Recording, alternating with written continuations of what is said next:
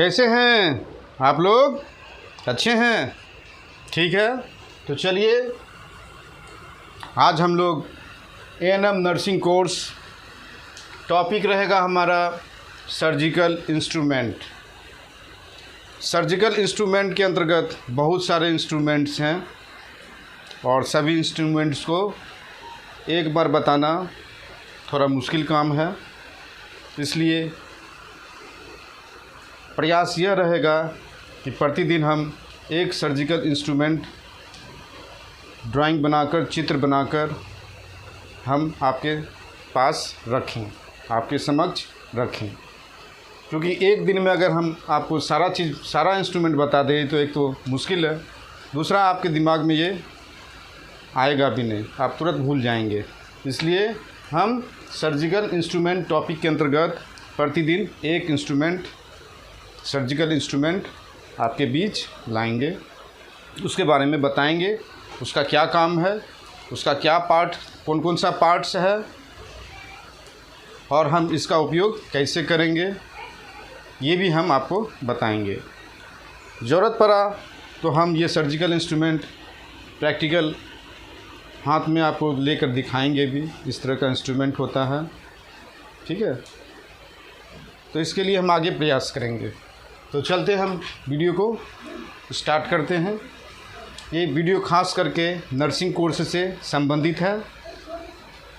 Viva वगैरह में पूछा जा सकता है, हो सकता है मल्टीपल चॉइस में आपको क्वेश्चन दे दे। ठीक है, तो चलते हैं। ये आपका जो है, ये जो चित्र बना हुआ है कैंची नुमा है। किस तरह दिख रहा है? कैंची की तरह दिख रहा है, लेकिन कैंची से थोड़ा डिफरेंट है। लेकिन कैंची में जो कुछ पार्ट्स हैं वे सभी पार्ट्स भी इसमें मौजूद हैं, कुछ अलग, एक दो पार्ट्स अलग से है। तो चलिए, इस चित्र में जो इंस्ट्रूमेंट, सर्जिकल इंस्ट्रूमेंट जो बना हुआ है उसका नाम है नीडल होल्डर। क्या नाम है? Needle holder. इसको दूसरी भाषा में हम लोग बोल सकते हैं नीडल ड्राइवर। क्या बोल सकते हैं? Needle driver. तो देख लीजिए, ये जो आगे का जो पोर्शन है, फ्रंट पोर्शन जो है, उसको हम लोग कहते हैं जॉ। क्या कहते हैं? जॉ, जबड़ा। ठीक ना? यहाँ से हम क्या करते हैं, किसी को आसानी से कोई भी इंस्ट्रूमेंट को पकड़ते हैं, नीडल को, है ना, या टाँका को हम क्या करते हैं, पकड़ते हैं। ठीक है, अब ये वाला जो भाग आपको दिख रहा है ना, फ्लैट भाग, ये जॉइंट कहलाता है। क्या कहलाता है? जॉइंट। और हम इसको दूसरे भाग में दूसरे शब्द में बोल सकते हैं फलक्रम विथ बॉक्स लॉक। यहाँ कभी कभी आप देखिएगा कि इस तरह का इंस्ट्रूमेंट में यहाँ सीजर की तरह भी काम करता है, काटने का भी काम करता है। ठीक ना? यहाँ से हम टाँका लगाए पकड़ के और यहाँ पर ला के हम टाँका को क्या कर दिए, काट दिए। ठीक है, अब ये वाला जो भाग है, देखते हैं लंबा सा भाग जो होता है, उसको हम लोग कहते हैं शैंक कहते हैं। क्या कहते हैं? शैंक कहते हैं। और इसको दूसरे भाषा में हम इसको हैंडल भी बोल सकते हैं। ये लास्ट थोड़ा ये मतलब है ना, पतला होता है। ठीक है, देखिए अब ये दो भाग देख रहे हैं यहाँ पर, आप देखते होंगे जो शेविंग वगैरह बनाते हैं, दाढ़ी वगैरह या मूछ वगैरह काटने वाला जो कैंची होता है, उसमें भी ये ऐसा होता है ना। हाँ, उसको कहते हैं रैचेट। क्या कहते हैं? रैचेट कहते हैं। ठीक है, और ये दो जो गोल जैसा है, इसको हम क्या कहते हैं? Ring, finger ring. इसमें हम क्या करते हैं, एक में अंगूठा और एक में उंगली रखते हैं, डालते हैं। ठीक ना? यहाँ से हम क्या करते हैं, बैलेंस बनाते हैं, है ना। और हाँ, ज़्यादा हमको दम ताकत लगाना नहीं पड़ता, एफर्ट ज़्यादा नहीं लगाना पड़ता। ठीक है, तो ये आप देख लिए। ठीक है, अब चलते हैं हम लोग कि नीडल होल्डर का काम क्या है। देखिए, नीडल होल्डर का काम क्या है, यह सर्जिकल इंस्ट्रूमेंट की तरह काम में आता है। शूट करने या सर्जिकल प्रोसेस करने के समय वुंड्स, घाव को बंद करने के लिए, सूचर नीडल रखने के लिए उपयोग आता है। ठीक ना? कहने का मतलब टाँका लगाने के लिए या कोई भी सर्जिकल प्रोसेस करना हो, है ना, कोई चीज़ को, इंस्ट्रूमेंट को, अन्य इंस्ट्रूमेंट को पकड़ना हो, उसमें भी इसका उपयोग होता है।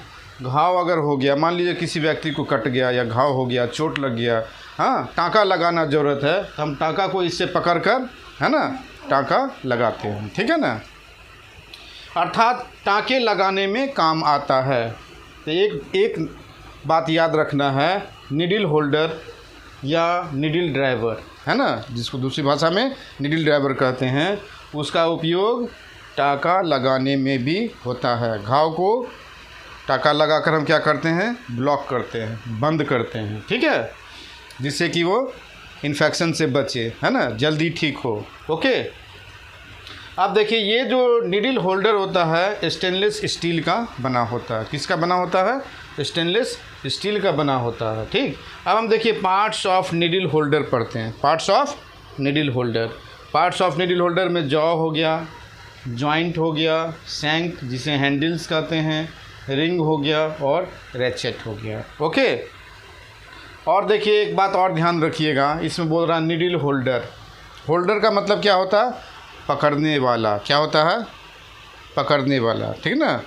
और निडल का मतलब क्या होता है, सुई, मतलब सुई को पकड़ने वाला, ठीक ना। आप समझ गए ना, जैसा नाम है वैसा काम भी इसका है, ठीक है। तब हम याद रखेंगे निडल होल्डर का क्या काम है, टाँका लगाना। ओके, देखिए हम पार्ट्स ऑफ निडल होल्डर के बारे में कुछ पढ़ते हैं, देखते हैं। जैसे पहला है जॉज। जॉ का क्या काम है, निडल को पकड़ना, टाँका को आसानीपूर्वक पकड़ना, होल्ड करना, ठीक है। अब पढ़ते हैं जॉइंट। जॉइंट जो होता है फलक्रम विथ बॉक्स लॉक होता है। इसका क्या काम होता है, स्मूथ और इफोर्टलेस एक्शन, मतलब क्या, स्मूथ एक्शन हो, ठीक ना, और बिना ताकत लगाए हुए काम किया जाए। ऐसा करने से क्या होता है, जो पेशेंट होता है, रोगी होता है, उसे तकलीफ़ महसूस नहीं होता। चलिए हैंडल्स। हैंडल्स जो है ये देखिए स्लिम है, फ्लेक्सिबल है और इसका उपयोग किस चीज़ के लिए होता है, इजी टू हैंडलिंग, है ना, हैंडलिंग करने के लिए आसानी हो, ठीक है।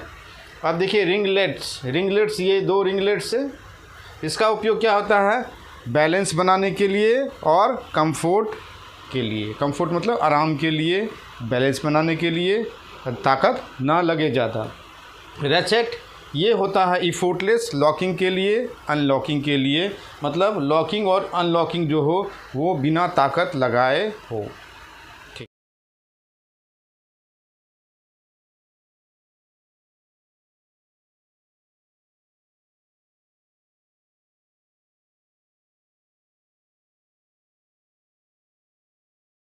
देखिए ये निडल होल्डर, जिसे हम